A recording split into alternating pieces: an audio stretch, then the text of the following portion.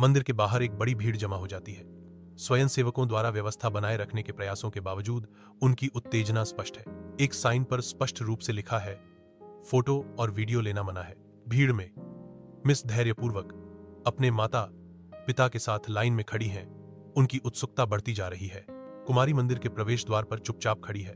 प्राचीन मान्यताओं की पहुंच पर विचार कर रही है।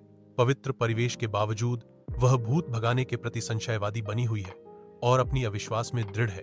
फिर भी वह अपने माता पिता की इच्छाओं का सम्मान करती है। उसकी उपस्थिति पारिवारिक कर्तव्य का प्रमाण है। मंदिर के बाहरी भाग के गंभीर वातावरण में मिस अपने पिता के बुलाने पर अकड़ जाती है। पापा की आवाज गूंजती है।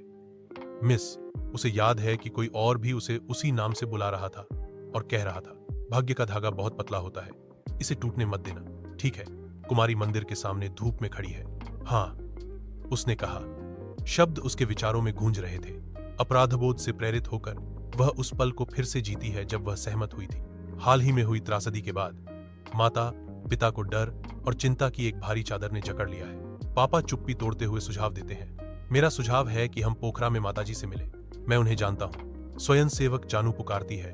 उसकी आवाज मंदिर में गूंजती है। कुमारी और उसके माता पिता मंदिर में प्रवेश करने की तैयारी करते हुए उठते हैं। मंदिर के प्रवेश द्वार पर एक स्वयंसेवक इशारा करता है, कृपया सभी मोबाइल और कैमरे यहां जमा करें। पापा हंसते हैं। अपना, मिस और मामा के फोन इकट्ठा करते हैं। वह फोन सौंप देता है। महिला बेकाबू होकर सिसकती है।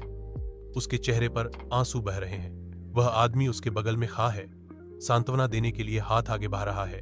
उसके चेहरे पर दुख अंकित है। उसकी आवाज निराशा से भरी हुई एक नाजुक सांत्वना प्रदान करती है।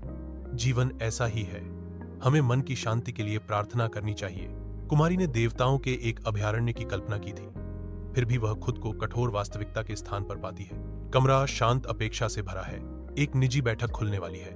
माताजी अपने कमरे में बैठी हैं, जहां उनके सामान्य पवित्र प्रतीक नहीं है। माताजी के शांत कमरे में मिस, माँ और पापा एकत्रित होते हैं। उनकी मुद्रा श्रद्धा और प्रत्याशा को दर्शाती है। माँ शांत प्रत्याशा में बैठी हैं। माताजी के कमरे की आध्यात्मिक ऊर्जा को आत्मसात कर रही हैं। पापा उनके साथ शामिल होते हैं। उनकी पालथी मारकर बैठने की मुद्रा गहरे सम्मान को दर्शाती है। माँ अपने कमरे में जागती है। उसकी आंखें फड़फड़ाती हुई खुलती हैं। उसकी निगाह को भटकाव की भावना घेर लेती है। सूर्य का प्रकाश कमरे को नहलाता है, नाचती हुई धूल के कणों को दिखाता है, क्योंकि उसका ध्यान मिस पर केंद्रित होता है, जो एक हल्की मुस्कान के साथ खड़ी है। मैडम, मैं कैसी हूं? मां पूछती है। उसकी आवाज कमजोर है लेकिन चिंता से भरी हुई है। कुमारी कोई जवाब नहीं देती। मां के सवाल को समझ नहीं पाती। मां अपनी कुर्सी पर चुपचाप बैठी हैं और कमरे में धूप भर रही है। मां की आंखों में हाल की घटनाओं की छाया अभी भी दिखती है।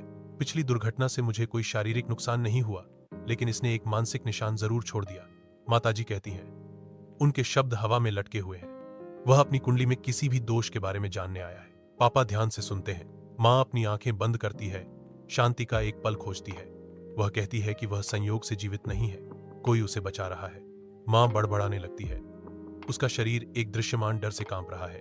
मैडम डर से अभिभूत होकर पापा के पास भागती है और उनसे कसकर चिपक जाती है।